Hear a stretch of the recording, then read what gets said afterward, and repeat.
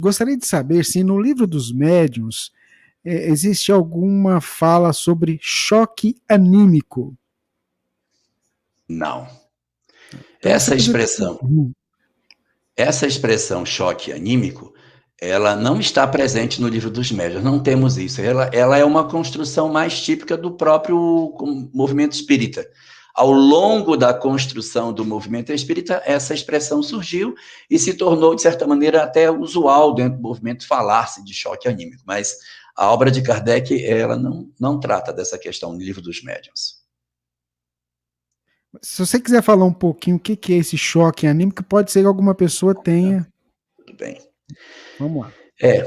Existem muitas pessoas que usam a expressão choque anímico com conceitos até diferentes, então é até complicado você ter que abordar isso se não abordar as diversas nuances que a questão tem.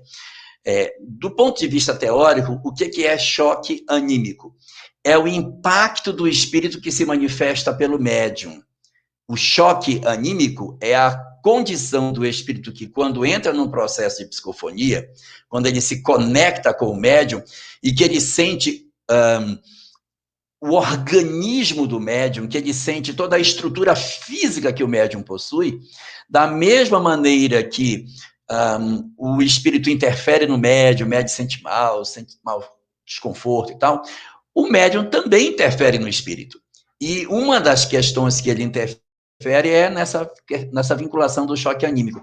Ele sente o organismo, ele sente a máquina orgânica, ele se empodera novamente de um corpo físico. É uma experiência incrível para o espírito, porque ele está ali numa condição meio diáfana, meio confusa, e de repente, quando ele vê, ele se sente de novo orgânico. E essa condição de se sentir orgânico promove no espírito uma série de emoções, que são chamadas de choque anímico. Seria o quê? O dom do espírito, ao se assenhorar das faculdades orgânicas, estar mais capacitado para ouvir o que alguém vai dizer para ele. Porque no mundo espiritual, ele até pode ouvir, mas não é um ouvido como o ouvido orgânico que a gente tem. Então, vir para uma comunicação mediúnica, estar de posse do chamado choque anímico, é você poder receber a carga orgânica e poder ouvir com mais nitidez aquilo que o mentor fala, porque o mentor está encarnado, né? E aí, perdão, o mentor não, o dialogador está encarnado, aí o dialogador diz assim, pense bem, é muito mais fácil de ouvir, porque o médium facilita o processo dele ouvir. Então, esse acoplamento físico tem essa vantagem. Consegue fazer com que ele organize as ideias. Ah, então está acontecendo isso. Ah, então é isso. Então, isso ajuda para que o espírito se organize. Então, o choque anímico é essa característica.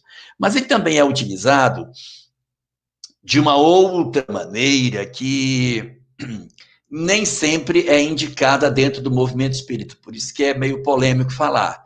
Existem algumas pessoas que elas defendem a ideia de que a comunicação mediúnica não precisa ser demorada.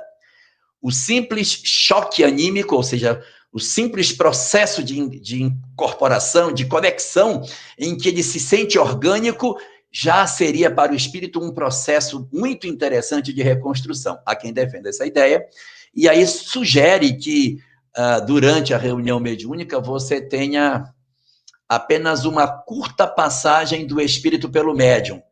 Ele vai incorporando e desincorporando, não sei se eu estou sendo claro, como se fosse uma fila de gente, e aí ele sente o médium sente o espírito, ele já vai, sente o espírito, ele já vai. Ele fica ali poucos segundos, não tem doutrinação específica, pode ter alguém falando no sentido geral, mas as entidades não são efetivamente ouvidas, elas não são trabalhadas. Há simplesmente o chamado choque anímico, ou seja, a pessoa dá passividade, imediatamente o espírito passa e outro já vem em seguida e uma série de entidades se manifestam. Esse tipo de prática é um outro formato que nem sempre é bem acolhida dentro do movimento espírita. O conceito mais adequado de choque anímico seria não esse dessa comunicação brusca e praticamente instantânea, mas o trabalho de você permitir ao espírito a reutilização da estrutura física do médium para um repensar de valores e a possibilidade de ser melhor ouvido e melhor ouvir aquilo que ele tem para dizer. Então, é mais ou menos por esse sentido.